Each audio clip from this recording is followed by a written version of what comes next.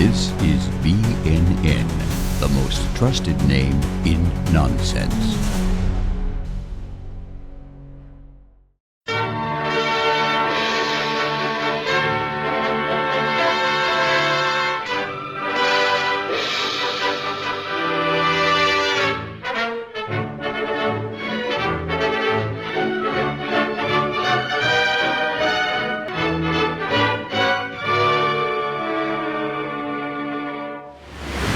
I guess we haven't started, have we?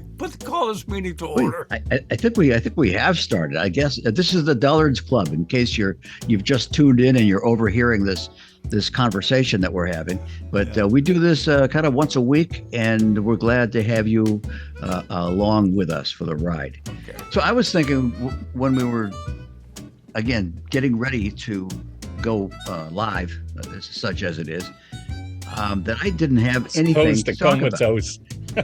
I didn't have anything to go with, and I thought, I really need to pull my weight here a little bit more than I have been. You do. I'm all set for a couple of different segments, but the opening segment, I'm like, I'm kind of at a loss.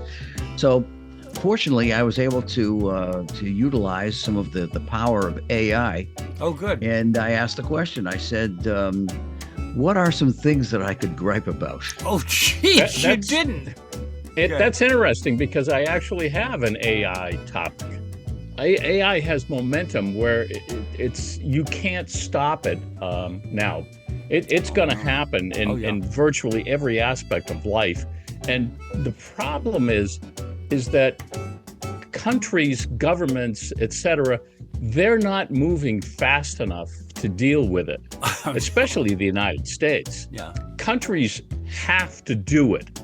And the reason why by doing it, I mean progressing and moving forward with AI, because if they don't, all of these other countries are going to, and they have to be at the forefront, especially larger countries like the United States and China and Europe, etc.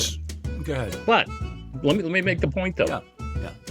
The article that I read was about South Africa implementing or trying to implement legislation regulating AI because they recognize the dangers. But the problem is they had to totally trash the entire proposal because a newspaper in the country found out that significant portions of the proposal were written by AI. That doesn't surprise me. It doesn't surprise me. And I think the other problem with trying to stay ahead of it and the race amongst countries and nations and all that, to be on top of it and to be at the top of the list, is that, as we've seen with many other things, the rush to market or the rush to utilization can often lead to oopses. We shouldn't have jumped quite ahead yet because it hasn't been perfected yet. And it's not just the commercial aspect of it, it's the military that's really driving this. The United States military and intelligence and intelligence gathering. I mean, yes. Now, we're talking about this as if this is like the pinnacle. AI is the thing that's the top of the heap. If we don't get in front of this thing, well, we won't have a chance against the machines, because that's it. AI is going to take over the world, and there's nothing else. The U.S. government is already implementing, I think it's like half a dozen different AI vendors into their systems. Yeah. Until they become self-aware, and then, we'll be dead by then, hopefully. It's exciting and I don't want to say exciting. I'll give you one final little. I had in the past, I've had a situation where if I have a question about something and you guys, I don't want to wait a week, and people on my forum aren't quick to come up with opinions. What are you inferring, that we would have the answer to your question? Well, you mean available to have a discussion about it. So I'll say, what? I'll run it by ChatGPT. And son of a bitch, if they don't, in a matter of seconds, have certainly as good an answer as I could have compiled and researched on my own. Now, I'm not looking for nuclear codes. I'm saying, of these two sheet sets, which do you think I would have a better value? They get you with the answer, quick and obvious, not obvious, but quick answers to the mundane. And that hooks you. But the thing that's unsettling, about this whole AI thing is that at the end of the answer that they have to your question, they'll also have a little disclaimer at the bottom of it. If you want the nuclear codes, then these are them. It's the Dullards Club, my friends, and time for a new segment on the Dullards Club. It's joke time. Oh boy! Here we go. All right. Well, you guys have jokes. I have a joke I wanted to share with you. Please do. We've each got one at least, I think. But go for it. All ears. Good. Well, I've got one from a listener named Jeff Turner. I'm going to give Jeff a little love here. Well, Jeff is a compiler. Did Jeff disclose his location? No, Jeff did not. He is virtual. He knows better. As far as I wish I did know, but I know him through a friend of a friend. But he is a curator of jokes. Okay. And periodically he unleashes a bunch of them. And here's one that I thought was pretty good. This is from Jeff. A woman goes into a sporting goods store to buy a birthday present for her son. It's a fishing rod and reel. Now, she doesn't know really a whole lot about it, so she just randomly takes one and she starts toward the counter. Behind the counter is a clerk who is wearing sunglasses. And she says to him, "Excuse me, sir, can you tell me about this rod and reel?" The clerk says, "Lady, I'm totally blind. But if you drop it on the counter, I can tell you what it is by the sound that it makes." So she's suspicious but curious. So she drops the rod and reel onto the counter, and he blurts out without hesitation, he said, "Oh, that's a 6-foot Shakespeare graphite rod with a Zebco 404 reel and a 10-pound test line." Is that how you say that? 10-pound test? Yeah. Okay. It's a good all-purpose setup anyway, and it's on sale this week for just $20. Wow. She opens her purse to retrieve her credit card. She says, "That's unbelievable. I'll get it." And when she's reaching for her credit card, it falls on the floor. And he immediately says, "Oh, that sounds like a MasterCard to me." So what's the balance? She reaches down to pick it up, and in so doing, she lets out a little silent, or she thinks silent, but deadly fart. So, truly mortified at first, she quickly reassures herself that after all, the clerk is blind, so there's no way that he could really tell that if it was her or not. So beans. The clerk wraps up her purchase, and he says, "That'll be $34.50, please." Confused, she says, "Well, didn't you just say the rod and reel were $20? How did we get to $34.50? And he calmly replied, "Yes, ma'am, the rod and reel is $20, but the duck call is $11, and the catfish bait is $3.50. So, thank you, Jeff Turner. One. Yeah, it's pretty good. I hadn't heard that. I hadn't heard that either, and I didn't see it coming. Okay, that's a good one. All right, next. Go ahead, Rich. Well, I've got one. I may have told this before, but our audience has definitely not heard this. And I'll try to. I'll try to give my best accent with this joke. All right. There's a guy who, an Irish guy who meets his friend Pat at the local pub, and Pat looks at him. His name is Mike, and he says, "Oh, Mike, what's the matter?" He says, "You don't look too good."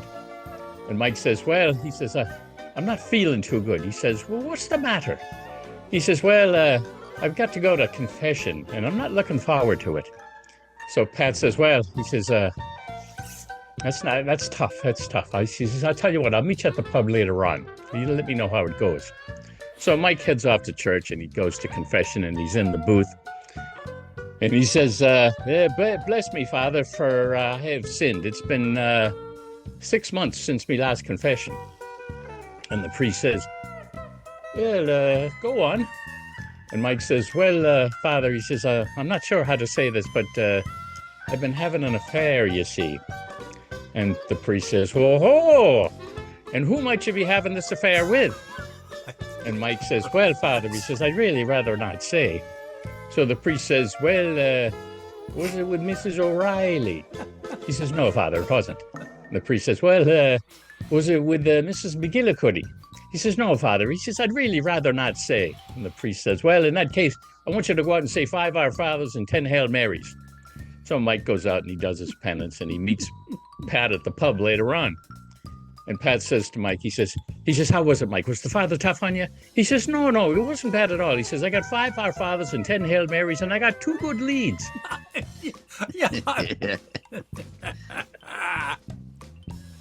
So that's mine. I think the problem with a lot of these, as will be the case with this one probably, will be that the good ones tend to have been heard before, but they're always worth hearing again. All right, a lawyer sitting next to a blonde on a long flight was pestering her to play a game. I ask you a question, and if you don't know the answer, you pay me, and vice versa. The blonde politely declined and tried to get some sleep. The lawyer made another offer. Okay, if you don't know the answer, you pay me $5, but if I don't know the answer, I will pay you $1,000. The blonde agreed. The lawyer asked the first question. What's the distance from the Earth to the moon? The blonde silently reached into her purse, pulled out a $5 bill, and handed it to the lawyer. Then she asked the lawyer, what goes up a hill with 3 legs and comes down with 4? And went back to sleep. The lawyer did some research on his iPhone, called the buddies, his buddies, all to no avail. After more than an hour, he gave up. He woke the blonde up and handed her $1,000 and asked, well, so what's the answer? Again, without a word, the blonde reached into her purse, handed the lawyer $5 and went back to sleep. He's not as dumb as everybody thinks. Exactly, yeah. The blonde. You always know where you have an idea where the joke's going. Well, I know. Because it's a blonde. I had an ethnic one, but I said, no, I better pass that. I could, if I remembered it well, I'll get halfway through and forget part of it. I have one more little short one for you, if you don't mind. A 7-year-old and a 4-year-old are in their bedroom. You know what? I think it's time we started swearing, said the 7-year-old. You probably have heard this one. When we go downstairs for breakfast, I'll swear first and then you. Sure, replied the 4-year-old. They make their way downstairs and their mom asks the 7-year-old what he wants for breakfast. I'll have Frosties, bitch. Whack! He flew out of his chair. He flew out of his chair crying his eyes out. Mom looks at the 4-year-old and says sternly, and what do you want? He goes, I don't know, but it won't be fucking Frosties. Okay. All right. Well, if we don't get this last segment in, we're going to get complaints from all of our listeners. Oh, okay. It's time once again to stump the Dullards.